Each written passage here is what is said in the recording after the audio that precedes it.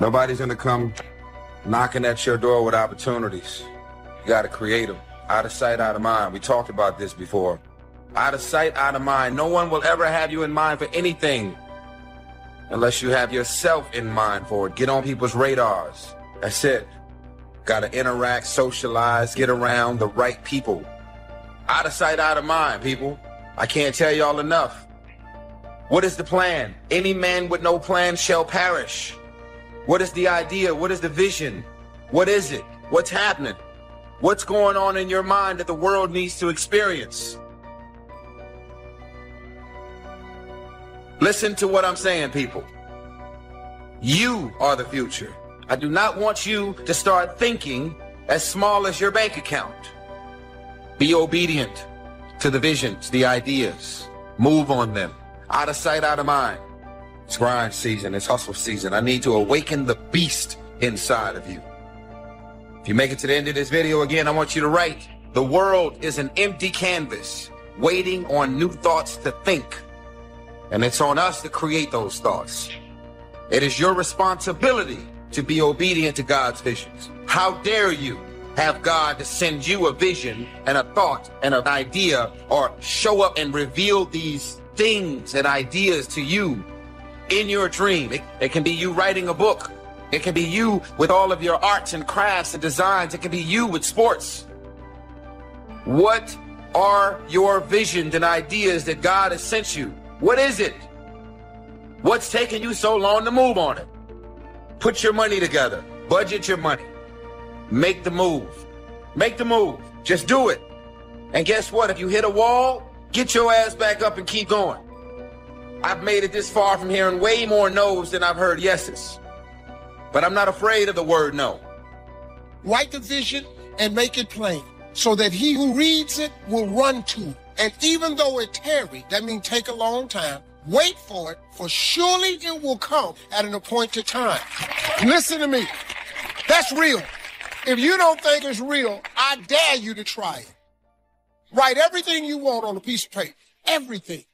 Use your wildest imagination. If you can think it, you can achieve it. Write it on a piece of paper. Read it every morning, every night. Come back here 1 year from today and see how much of that stuff then came true. You have to write it. If it's not written, you reduce your chances greatly of it ever occurring. One underneath the other. Just let your dreams run free here. Not what you think you can get, but what you want. If everything fell into place and you could have whatever you wanted the next 10 years, what would that be? Little things, major things, insignificant things, doesn't matter. Just make the list. I gotta tell y'all something. The real reality is this. When you decide what you want to do for your life and your career, when God sends you a vision, a bold vision and confirmation around that book you were supposed to write, anything, it's going to be your family and friends and loved ones to be the first ones to try and talk you out of greatness. Because why? They were never sent that vision. They were never sent that idea. They were never sent that concept. As a matter of fact, if you try and explain it, they're still not going to get it. Because you see the invisible. You see what's not there. Only those that can see the invisible can do the impossible. You have to be able to see what's not there in order to pull off the impossible. Be clear in your mind in what you intend to achieve. Know what you are going to do. That doesn't seem like too much to ask. But how often do we see people going through their lives without knowing what they are trying to do, without having any intent, without having a clear mission? I'm talking on an individual level. As a person, people go through their lives without knowing what it is they want to do, what they want to accomplish. Know what your mission is. Know what your intent, as the commander of your life, know what your intent is, and then fight with everything you've got to win. 3 major parts of personal development. Number 1 is physical part. Part of success is physical. Some people don't do well because they don't feel well. One of the first things to go to work on with intensive effort, and that's your own good health. because a lot of things come from that. You know, the future possibilities could be greatly, greatly, greatly, greatly diminished by being lazy in producing maximum health. If you'll take care of that as a support system, you can't believe what else is possible. You can't believe what the mind can think of. You can't believe your imagination and your faith and your ability to say, hey, I'll go to work and produce the muscle to do the deal. Why? I'm healthy. I'm vigorous. I'm vital. I'm not out of breath.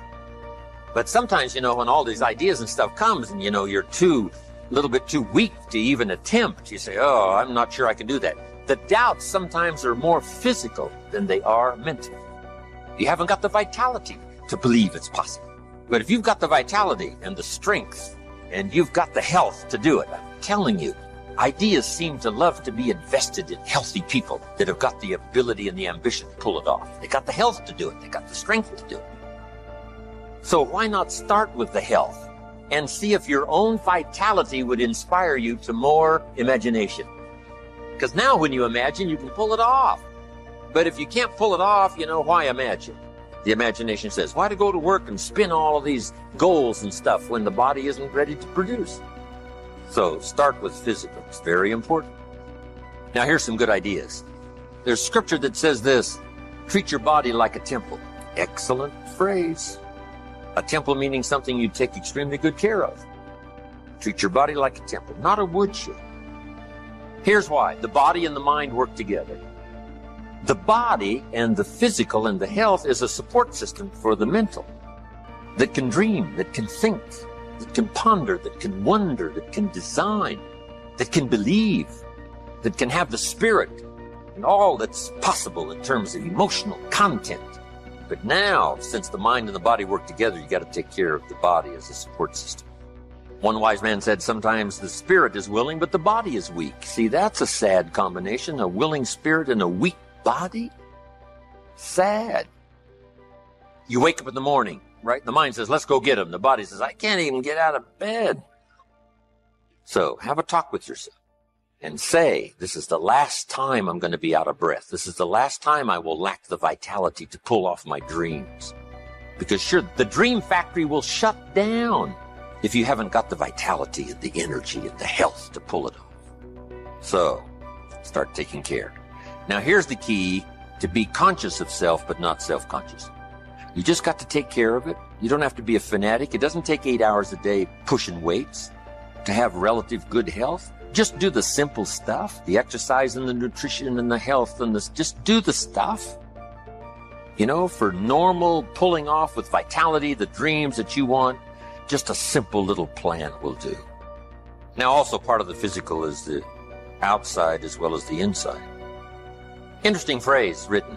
It says, God looks on the inside, people look on the outside. So you got to take care of both. The inside for God and the outside for people. What's the old phrase? You never have a second chance to make a first impression. So the outside appearance is also valuable as well as the inside vigor and vitality. Somebody says, well, people shouldn't judge you by your appearance. Let me give you a clue. They do. You can't bypass that. Now, of course, when people get to know you, they'll judge you by more than just how you appear. But physical, outside, inside. Here's what's good advice. Make sure the outside is an excellent reflection of the inside. Take care of both. So first, in personal development, on these three parts, it's physical. Here's the second, spiritual. I am a believer that humans are a special creation. I don't ask other people to adopt my belief, but I simply am a believer that humans are unique among all life forms. We're affected by how we feel, attitude. This is the emotional part. We need the intellectual part to set sail, so as the winds blow, we can still get where we want to go. Redefine, keep strengthening our psychological and philosophical guidance system.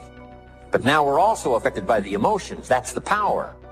4 things to consider on attitude and how you feel. Here's number 1. It's how you feel about the past. Past experience, even past losses, past failures, as well as successes. To review it and go back over it, see where you went wrong, correct that, invest that now in the future. Don't live in the past, and don't carry the past around like a burden, but simply use your past as one of your mentors to help refine mistakes, make some changes that you can invest now in the future. Here's the second attitude. It's how you feel about the future. We look back for experience. But number two, we look forward for inspiration. Take some time and decide what you want. Where do you want to go? What do you want to do the next 10 years, 20 years? How about the people you want to meet, the cities you want to visit, experiences you'd like to have over this next period of time? Here's the next key. Write it all down. Building a life is like building a house. You wouldn't start building the house until you had it finished. So I'm asking you not to be casual anymore. Start designing the future for yourself, for your family, for your business. Okay? Decide what you want. So from the past we get experience, from the future we get excitement. Now here's the next advice. Put everything on your list of goals. Little things, insignificant to someone else but important to you. So set goals. Set the goals that'll turn you on, goals that'll get you excited. Put everything on your list. Now, here's the next attitude. It's very important how you feel about everybody. If you want to be a leader extraordinaire, here's what you learn. Each of us need all of us. One person doesn't make an economy. One person doesn't make a symphony orchestra. Each of us need all of us, and all of us need each of us. Each gift is important as we bring it to the table, as we bring it to the community. Now here's the last one on attitude. It's how you feel about yourself. Nothing more powerful than self-confidence to start multiplying your income by 2, by 3, by 5, by 10. It comes from self-esteem. Doing the things you know you should do, and at the end of this day, your self-esteem is soaring and high. 3 key words. Remember these words? Here they are. Study, practice, and teach. If you are a believer in whatever religion or whatever spiritual part of your program, these are 3 excellent words. Study, practice, teach. Don't neglect your studies on your own spirituality, whatever its origin, whatever your beliefs. Then practice. Put it into practice so that, number one, you become a good role model, first for your children. Then teach. Pass it on. You got to pass it on to the next generation and the next generation. What if the next generation gets a little weaker and the next generation gets a little weaker? Now the family foundation is starting to be weakened, which now weakens the nation because the nation is built up of strong family foundations.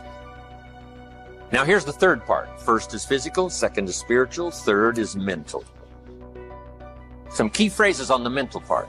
First, the mind must be nourished. Food for thought. Bread for the head. Yes, you need a slice of toast in the morning, right, for your body, but you need a slice of cassette you put in the car system and listen and listen. Let something feed your mind. Here's what I teach in one of the other seminars on the mind, and that is stand guard at the door of your mind. Don't just listen to anything and everything. Make sure that you're your own best filter of what goes into your mental factory and spins out the fabric of your life and future. Stand guard at the door of your mind. Spend time. Be a selective listener. But you got to have a good diet, a good mental diet. When you walk into a home and walk into the pantry of the kitchen, you take a look what's in there. This family's either going to be healthy or it isn't going to be healthy. A lot depends on what's in the cupboard. What you bring home, right, from the grocery store that you feast on for the body. Now here's what's important. A proper menu for the mind to make sure that it's got a wide range of nourishment. Because the mind needs the full education.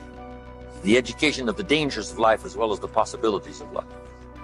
Life consists of really 2 major things. One is avoiding the dangers and taking advantage of the opportunities. That's what life is all about. Avoiding the dangers and taking advantage of the opportunities. Now, by education, you've got to be able to see both, where somebody points out to you, these are the dangers, these are the possibilities. And if you keep refining your ability to see the dangers, to avoid as many as possible, and to see as many opportunities as possible, and to maximize those as you go and refine and go produce and refine, now that starts to develop the foundation for what we call a good life, a productive life, a fulfilled life. And we need this mental input so that you'll have mental food to feast on long after the lights are out and we've left the premises. Now, we also need mental exercise. We talked about debate earlier. That's good mental exercise. Is it or isn't it? Here's what's important. To debate with yourself. To look at both sides of the issue. You must be a student of tragedy as well as triumph. You must be a student of ill as well as good. Ideas. Learning to debate with yourself what's good, what's bad, what's good for you, what isn't good for you. Keep your mind vigorous. Study evil as well as good. You need a good library. And in this library, you need all kinds of diversity. You need a book on Gandhi and you need a book on Hitler. Gandhi to show you how high and lofty someone's ambitions that are noble can go, and the other one to show you how despicable and low someone can sink in terms of pure evil embodied in a human. Don't be afraid of the debate. Don't be afraid of the health debate. Don't be afraid of the religious debate, the spiritual debate. Don't be afraid of something you believe in to be challenged, because that's where the vigor and the flourishing of something is. That survives the debate. If it survives the debate, it's a pretty good idea. Okay, mental exercises. So, feed the mind, debate, exercise, a continual diet. Can't go too long in between the classes, schools, and seminars, and the sermons where things are being taught of value. Here's what else is important. You got to go to everything you can afford. Have a good plan, weekly plan, monthly plan to go to a variety of things. Go to a variety of things. Go to a variety of things. And don't miss the chance. Even if you're involved in a certain company and they say, we're going to have a training class. You say, I've been to one of those. I'm asked, you got to go again. You got to go again. You can't get it all the first time. When they call a little training class, make sure you're there. Here's why. Some of them are going to be life-changing. And you don't know which experience is going to be life-changing. You can't pick the one. You just got to go, go, go, go. One is life-changing. You go again, you go again, you go again. Another one is life-changing. For the people that were there, somebody that you met, something that you heard, and that one was just perfect. The atmosphere was right, the crowd was right, and everything was right, and you'll never be the same again. And you don't know which one that's going to be. That's why you've got to pursue. Go often. Have a good plan for the search of knowledge and ideas that can inspire to the best of your potential. So now we've got the physical, we've got the spiritual, we've got the mental parts of personal development. If you make it to the end of this video, I want you to write this. The world is an empty canvas waiting on new thoughts to think. And it's on us, creative visionaries. It's on us to create those thoughts. You pop up with the vision and the idea, and everybody, monkey see, monkey do. They all fall in line. They want to do exactly what you did. What is that vision? What is that idea that you're sitting on? What is that dream that showed up to you and only you? You have to have everything you want written. If you do not have it written down, your chances of it happening is reduced drastically because it's a principle of success. When you start anything, the first step, you're excited. And then you take another step and another step. The enthusiasm from the beginning starts to fade out. Your future is in your hands. You know what that means? You got to work on your mind. Fortify yourself. You got to upgrade, level up your skill set. You want to be in a community of collaborative, supportive relationships that's going in your direction. And anybody that don't have the mindset that you have, let them go. You lost sight of the long-term goal, and it faded. It faded from memory, and the passion dried up, so we stopped the daily tasks that will allow us to achieve our goals. And you began to rationalize. Maybe I can't. Maybe I don't really want to. Maybe this goal isn't for me. And so you give up. You let it go. No. Don't do that. If you understand completely what I'm going to tell you from this moment on, your life will never be the same again.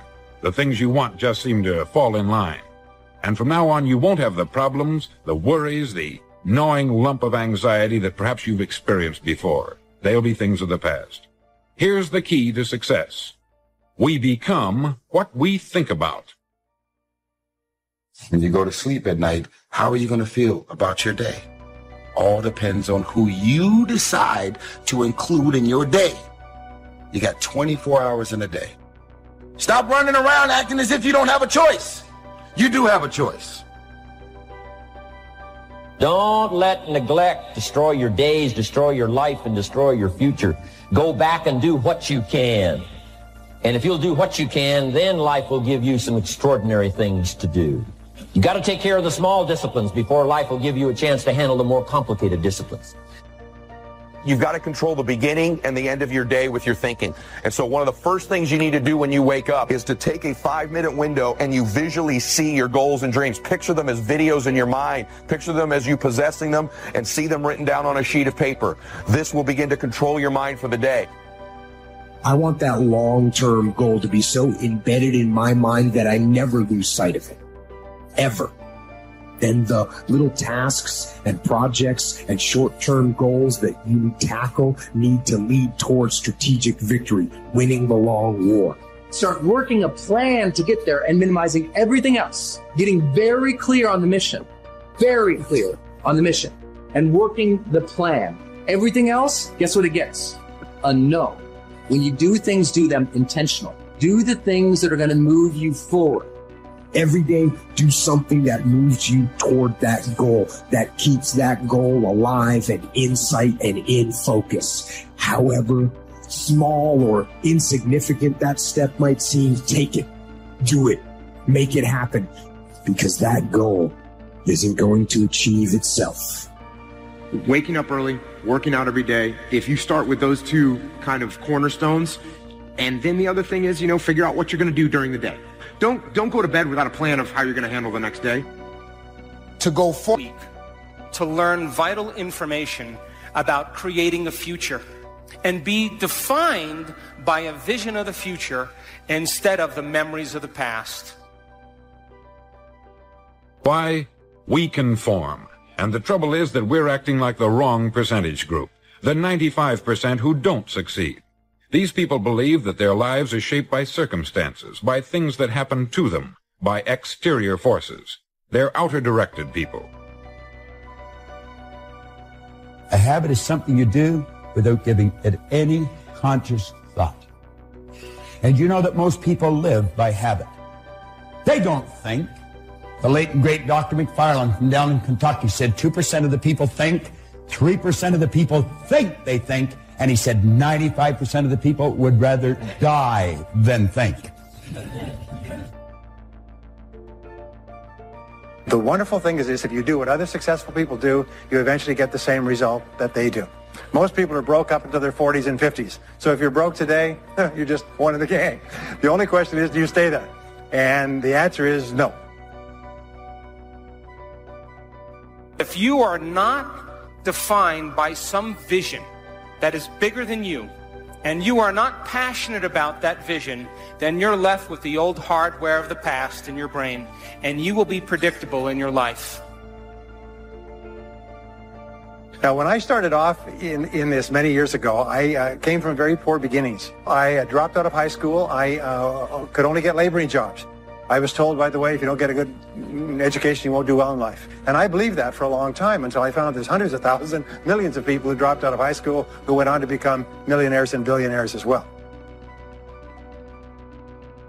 A survey was made one time that covered a lot of men, working men, and these men were asked this question: why do you get up in the morning? 19 out of 20 had no idea. If you ask them, they'll say, everyone goes to work in the morning, and that's the reason they do it. Learning is the beginning of life change. Some people want to start with motivation, but you don't start with motivation. You can tell we don't spend that much time on motivation. And we're here, enough motivation, certainly. But here's the best motivation we've got going. When we bring our dedication and let it show, we let the work of our hands show, that's the motivation we want. You got to learn how to walk by faith and not by sight. That once you begin to trust yourself, life takes on a whole new meaning, because now I want you to do that feeling that you are led. When we think a new thought, literally opens a space up in our minds, in our lives, that never existed before prior to having that thought. And what happens is your unconscious and subconscious mind goes to work on filling in that space with the people, places, resources, and things to fill up that space and fully furnish it. That's the power of how we think. You are thinking in the past. And so most people then spend the majority of their life talking about why they never arrive at their vision of the future because of some past experience. You can exercise them, and you can literally create the start of anything because you are creative. The only thing about a man that is a man is his mind. Everything else you can find in a pig or a horse. At some point, we all bought into this lie that you've got to feel ready in order to change. At some point, you're going to have the courage. At some point, you're going to have the confidence. And it's complete garbage. And so there are so many people in the world, and you know, you may be watching this right now, and you have these incredible ideas, and what you think is missing is motivation. And that's not true.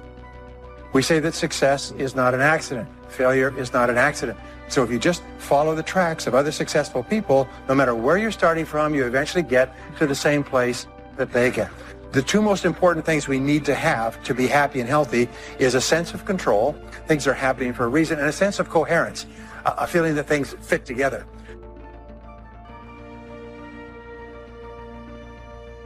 Just get stronger. Get better. We've all got those personal winters. I'm asking all of you to get better in spite of the winters, in spite of the downturn. The money downturn, the social downturn, the personal downturn, whatever it is. The key is not to wish for a better winter. The key is to wish for more strength, more wisdom, more courage, get better, get wiser, get stronger. Some of you are having problems with battles of things you're trying to change and you can't change them. Old habits that you were keeping for the last 20 years, and now you want to change, and it's tough to change. If you keep watching pornography, you keep reading dirty books, now the first time you see it, it doesn't bother you. But if you keep seeing it, it becomes downloaded. When an idea comes into your mind, you want to ask yourself this question. Don't ask whether it's wrong or whether it's right. That's not the question. You know what the question is? Will that idea take me from where I am and move me in the direction of the star that I'm shooting at? You're never going to feel like it.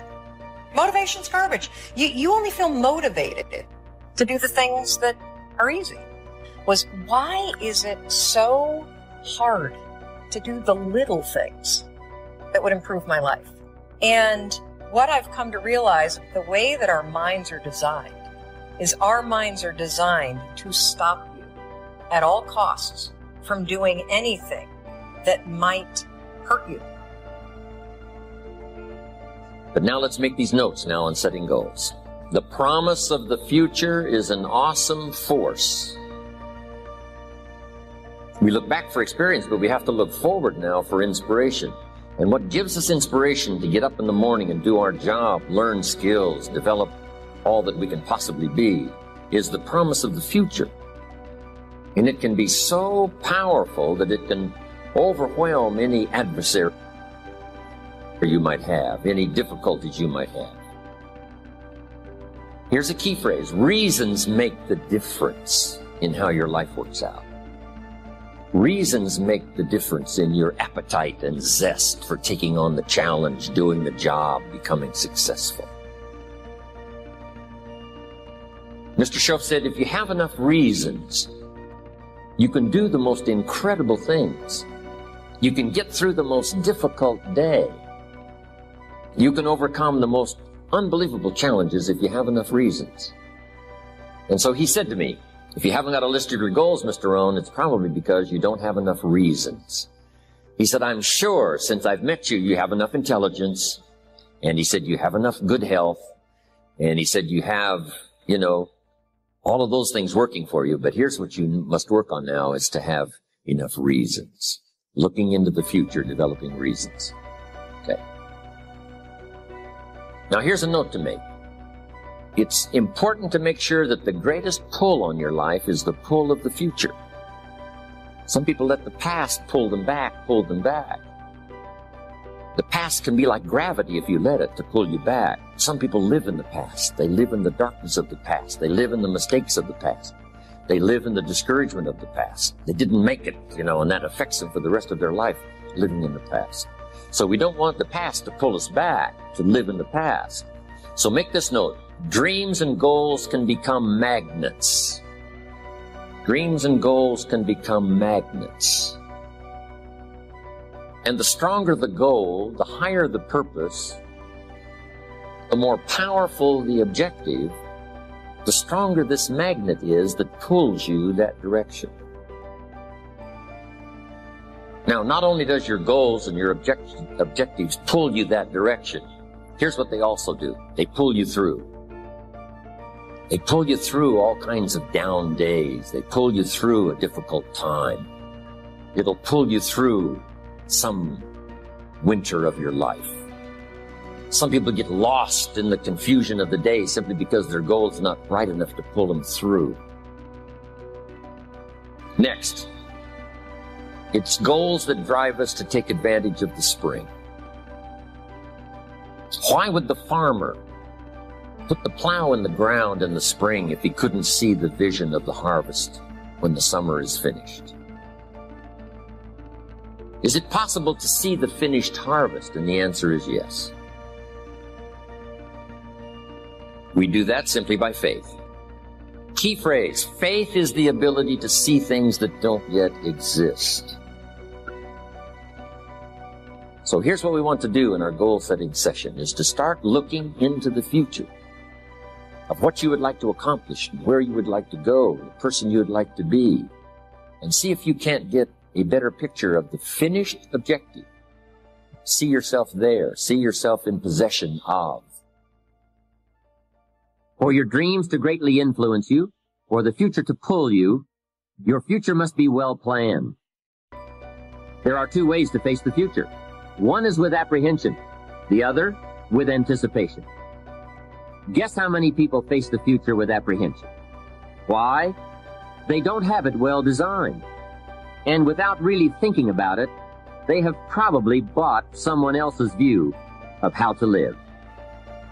You will face the future with anticipation when you have planned a future you can get excited about.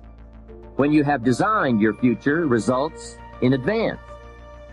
In this way, the future will capture your imagination. It will exert an enormous influence on you. And to design your future, you must have goals. Well-defined goals are like a magnet. They pull you in their direction. And the better you have defined them, the better you have described them, the harder you work on them, the stronger they pull.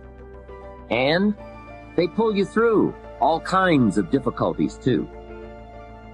Without goals, it is easy to let life deteriorate to the point where you're just making a living. It is not difficult to get trapped by economic necessity and settle for existence rather than substance. We all have a choice. We can either make a living or design a life. Now we're going to take some time to actually start designing the next 10 years of your life. We're going to start setting your goals. Goal setting is one of the most important skills to develop if you want to design your future. I'm going to give you enough homework not only to keep you busy for the rest of your life, but also to help you create the kind of life you may have always dreamed about living, but never believed possible. So let's get on with it. The sooner you exert the discipline, the sooner you will be enjoying the results. Once the results start to come, believe me, you won't mind the hard work and discipline it's going to take.